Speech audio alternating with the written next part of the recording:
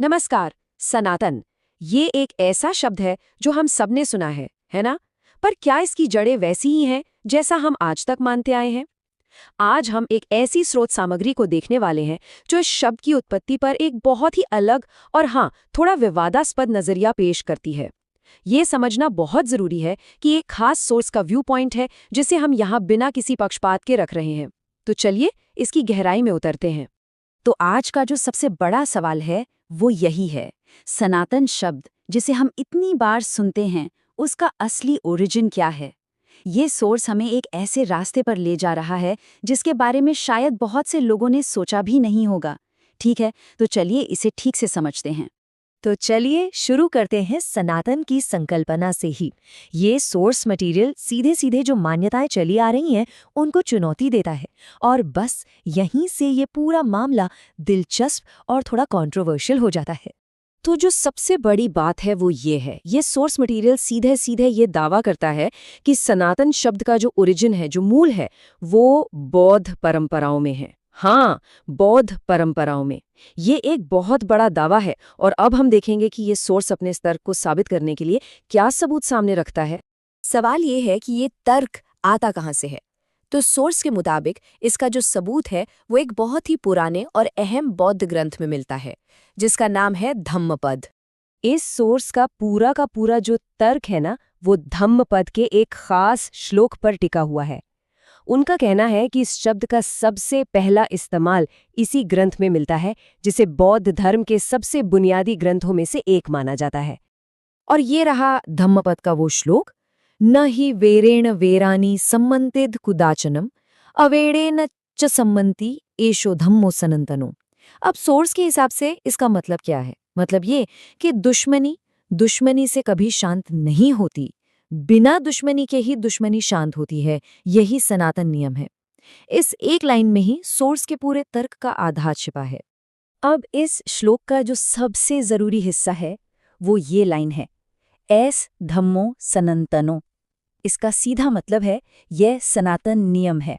Source का दावा है कि सनातन धर्म का ये सबसे पहला और ओरिजिनल इस्तेमाल है, जो सीधे सीधे एक बौद्ध ग्रंथ से आ रहा है। अब ये सोर्स सिर्फ सनातन शब्द पर ही नहीं रुकता, नहीं, इसका तर्क तो और भी आगे जाता है और ये दावा करता है कि कई और भी जरूरी कॉन्सेप्ट्स हैं जो बौद्ध धर्म से लिए गए हैं। मिसाल के तौर पर सोर्स का दावा है कि कीचड़ में खिलने वाले कमल का जो कॉन्सेप्ट है, या आर्य शब्द का इस्तेमाल किसी जाति के लिए नहीं बल्कि अच्छे गुणों वाले इंसान के लिए करना, ये सारे आइडियाज बौद्ध ग्रंथों से लिए गए हैं। इतना ही नहीं, ये आइडिया कि ये दुनिया लगातार बदल रही है, क्षणभंगुर है, ये भी असल में एक बौद्ध कॉन्सेप्ट बताया गया है। अब सोर्स एक बहुत ही सीरियस इल्जाम लगाता है। ये नागार्जुन के शून्यता के सिद्धांत, मतलब दुनिया खाली है और लगातार बदल रही है, की तुलना शंकराचार्य के मायावाद, मतलब दुनिया एक भ्रम है, से करता है। सोर्स का तर्क है कि मायावाद का आइडिया शून्यता के ओरिजिनल बौद्ध सिद्धांत की ही एक नकल है, या यूं कहें उनके शब्दों में एक चोरी है। ये इस पूरे विश्लेषण का शायद सबसे तीखा दावा है। अब ये जो विश्लेषण है ये एक और बड़े दिलचस्प शब्द की तरफ मुड़ता है, हिंदू। सोर्स इस शब्द की उत्पत्ति के बारे में भी एक अलग ही कहानी बताता है, जो सनातन की कहानी से जुड़ी हुई है।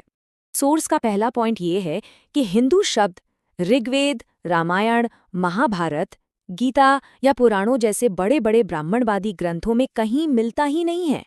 ये इस तर्क की नींव रखता है कि ये शब्द बाद में आया। और अपने इस दावे को और मजबूत करने के लिए सोर्स किसका हवाला देता है?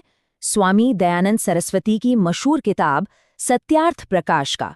ये एक अनएक्सपेक्टेड मोड़ है, जहां एक हिंदू सुधारक के काम को ही सबूत की तरह पेश किया जा रहा है। और सत्यार्थ प्रकाश में स्वामी दयानंद सरस्वती ने जो लिखा वो वाकई में चौंकाने वाला है। सोर्स के मुताबिक उन्होंने लिखा, हिंदू नाम मुसलमानों ने ईर्ष्या से रखा है। इसका अर्थ है दुष्ट, नीच, कपटी और गुलाम। इसलिए आर्यों का नाम हिंदू कभी न रखना चाहिए। ये एक बहुत ही पावरफुल और सीधा सीधा बयान है, जो इस शब्द की कहानी पर बिल्कुल एक अलग ही रोशनी डालता है। चलिए अब आखिरी हिस्से पर आते हैं और देखते हैं कि ये सारी बातें आज के ज़माने से कैसे जुड़ती हैं। सोर्स का कहना है कि शब्दों का ये सफ़र अभी ख़त्म नहीं हुआ है। तो ये सोर्स अपनी बात खत्म करते हुए आज के एक ट्रेंड की तरफ इशारा करता है कि कैसे हिंदू शब्द की जगह अब सनातनी शब्द का इस्तेमाल बढ़ रहा है। ये सिर्फ शब्दों का बदलाव नहीं है, बल्कि एक तरह से पहचान को फिर से डिफाइन करने की कोशिश है। लेकिन यहाँ एक आखिरी ट्विस्ट है। सोर्स का दावा है कि ये जो सनातनी शब्द है ना, जिसे एक ऑप्शन की तरह अपनाया जा रहा है, वो भी असल में एक बौद्ध कॉन्सेप्ट ही है। और ये हमें वापस वहीं ले जाता है धम्मपद के एस धम्मो सनातनो पर। तो इस तरह से ये पूरा तर्क एक गोल चक्कर में पूरा हो जाता है। तो ये पूरा विश्लेषण हमें एक आखिरी सवाल पर लाकर छोड़ देता है। क्या शब्दों का सफर ही इतिहास का सफर है? क्या एक शब्द की जड़ों को खोदकर हम अपने अतीत और अपनी पहचान की एक नई कहानी ढूंढ सकते हैं? इस पर सोचिएगा जरूर। हमारे साथ जुड़ने के लिए धन्यवाद।